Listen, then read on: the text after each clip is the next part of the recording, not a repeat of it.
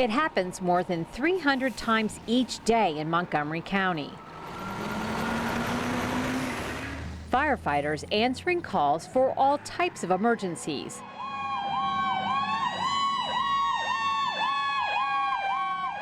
And what you might not know is that here in Montgomery County, out of approximately 2,600 firefighters, 1,500 are volunteers. Here in a major metropolitan area, it's a little bit more unique to have what we have, which is known as a combination system. So we're both career and volunteer professionals, and they work side by side. And in a major metropolitan area of over 1 million people, where we run over 120,000 calls a year, it's unusual to see this level of volunteer participation. It's a system that was first established here in 1922. The Montgomery County Volunteer Fire and Rescue Service is made up of 19 separate independent fire and rescue corporations. And just like career firefighters, the volunteers are expected to go through a rigorous training process that can take more than a year to complete. A major commitment, to say the least, but in the end, volunteers come out of training with the same level of instruction as a career firefighter. So we tell them that up front. You're not coming in to do 4 hours. This is a profession that luckily still does not scare most of our people away because they're here committed to do the job.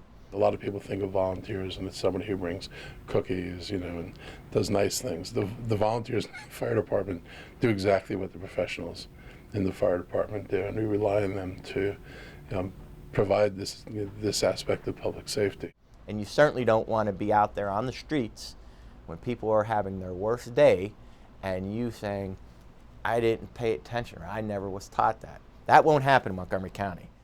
Most of the volunteers have full-time jobs, and one of those volunteers is Victor Graves.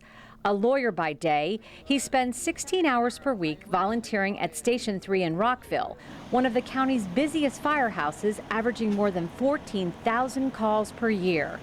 He'll tell you he loves the action.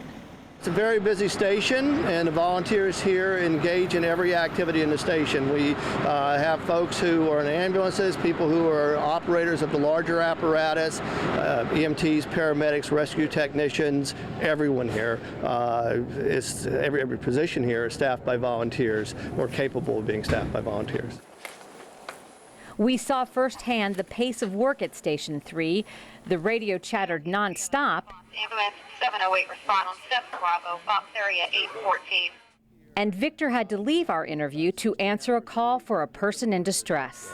Now that's the call for the ambulance, which means that I have to go on a call. Another worthy statistic of the county volunteer force is that it is made up of close to 50% women and minorities, a number that Bernard says continues to increase. And many of the folks who choose to become volunteers are also pursuing careers where their training comes in handy. Freshta Hind is an EMT who is currently in nursing school. She says the knowledge she's gained as a volunteer has put her ahead of the game.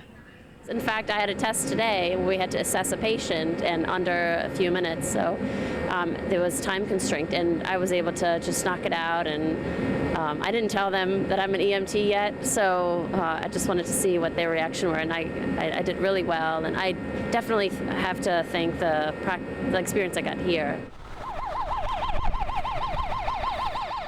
There are also volunteers who serve as career firefighters. Chris Hind is the captain at Station 3. He works as a DC firefighter full-time, and on his days off, he's in Rockville helping the organization. Volunteering is a family right for him. His grandfather served as past president of Station 3, and his father once served as chief there. He sees his service as a responsibility. I still live here in the community, so it's important for me to continue with the organization. My grandfather and my father were here, so I don't intend to walk away anytime soon.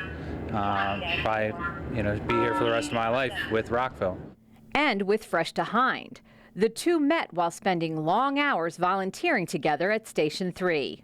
Throughout her time here, she was volunteering. She was assigned to my shift, and we just kind of hit it off, and the rest is history from there. It was clear after spending the evening at the Rockville station, there is a special bond between the firefighters, and each and every one of them is proud of the work they are doing. Victor Graves said there are few opportunities left where a person is called to rise to the occasion, and being a volunteer firefighter is one of them. We make a difference here. It might be as simple as going to some elderly person's home in the middle of the night and assisting them back in bed so they can age in place a little while longer and stay with their spouse. There was one instance I recall where we had a newly born baby, and I took that infant, the newborn, and turned around to the 17-year-old probationary member with me and said, "Here, hold the baby. We're going to cut the umbilical cord and let's do the APGAR score." And he rose to the occasion, did wonderfully. It's estimated the volunteers save county taxpayers close to $24 million per year. So it's fair to say it's a service Montgomery County can't afford to lose. There is no doubt this combination system is unique to say the least, but Bernard says it's a critical working partnership. In Montgomery County, we could not do it without the volunteers, not just for the economics, but because most volunteers tend to live in the community. So you had that community aspect where growing up, the firehouse was the place to be. That's the social hub of activity in a small community. And while Rockville, Kensington, Bethesda, they're not the small communities they once were, the firehouse is still a very important role in the community. And the career volunteer mesh is the blood, is the lifeline that keeps that together.